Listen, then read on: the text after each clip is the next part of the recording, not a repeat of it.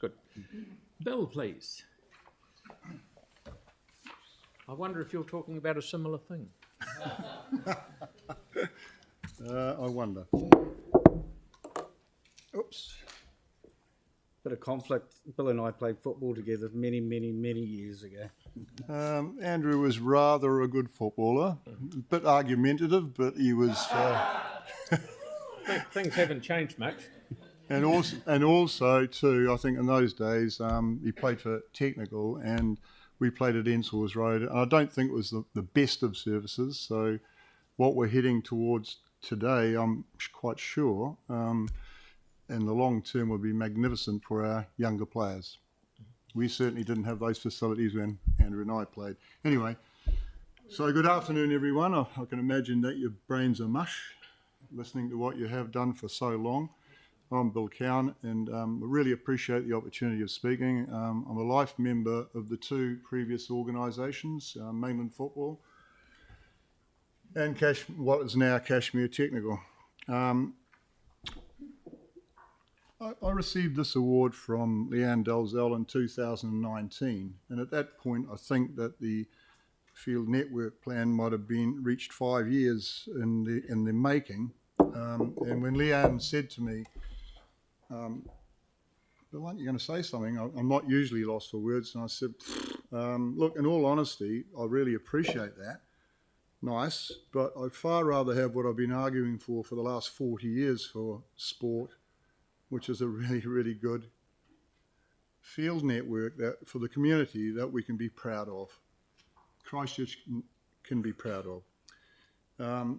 As Daniel's mentioned previously, I'm the president of the largest sports club in the South Island, and as he said, around about 1,700 odd players, and we certainly don't beat our breasts about that. We go, oh, how on earth do you run something? We've got an Auckland-sized club in Christchurch, but we must have done something right because from inception, I think it was 1,100 at the merger in 2012, and he's mentioned a 30% increase, but from beginning, probably a 50% increase in a decade. So that's pretty good. So we must be doing something right. I'm responsible in the club for fundraising, and put rather selfishly, I'm getting worn out. I've got the gold card now, and I've been doing this for over 40 years. Last year, I had to find in the region of about $100,000 to access sporting grounds and facilities. $100,000 for a community club. That's just to allow us to function. So anyway, rather than looking back at what could have been, should have been, I think I'm really pleased that we've got this, we've got a formal name, ID 61785 for the $85.6 million increase. I think that's fantastic that that's going to be probably detailed a wee bit more in the next few days in the formal presentation of a field network plan. And I think within that, as been previously mentioned, is the provision of 12 all-weather surfaces complete with floodlighting and changing rooms. I think that's fantastic. And pardon the pun, but support of the proposal will be a game changer for sport in Christchurch, I believe. So that's wonderful. I've always loved Christchurch. I'm proud to be from Christchurch and represent it nationally as well. But in truth, I'm perpetually embarrassed because for the last few years there's been a national survey called the Voice of Participation Survey, where since inception Christchurch has been voted as having the worst community sports fields in New Zealand. My own club is regarded very highly in all other aspects of the survey, however we score the lowest of any club in the actual playing experience because of poor quality football fields. I urge approval of this long overdue but very exciting proposal, which will enable guaranteed healthy activity for thousands of Christchurch ratepayers and their families who obviously do not have the same opportunities currently that other councils around New Zealand provide. Please approve this proposal and elevate Christchurch's sporting mana. Thank you. Thank you very much. Questions? Tyrone? Thank you, Bill. No, that's brilliant.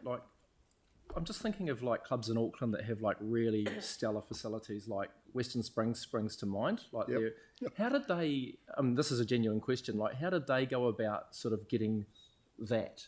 Like, what was the model that they deployed there? Western Springs is the largest club in the country, and they've got about 3,000 members, so they're almost double our size. And that's a peculiar thing about football.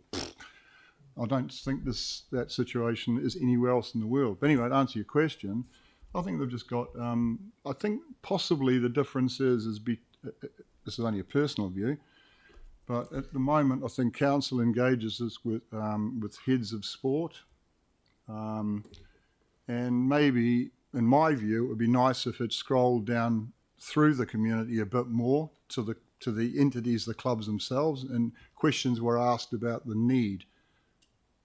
I think that word need is huge. I think everyone would get that word, but I'm not quite sure. I think we could probably improve things a bit better by scrolling down to the actual clubs themselves, in the sporting area anyway, to get their feedback. Thank you. Yeah.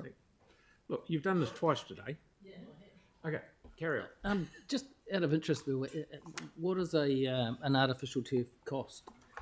Say installing one. Well, probably Andrew might know a little bit more than me currently, but I have been involved with it all the way through. And look, it's like anything in our current economic climate. They've gone up a lot, but you could possibly arguably say for one, a standalone, and this is not what the proposal is they're going for 6 hubs of 2.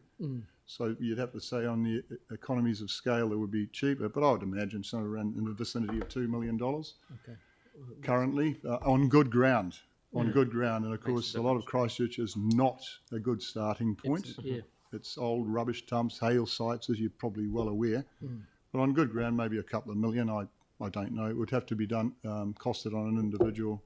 Once you've got it, you got it, right? Well, the thing about them is, and we were fortunate in 2015 to get Garrick Park allocated for the FIFA Men's Under-20 World Cup.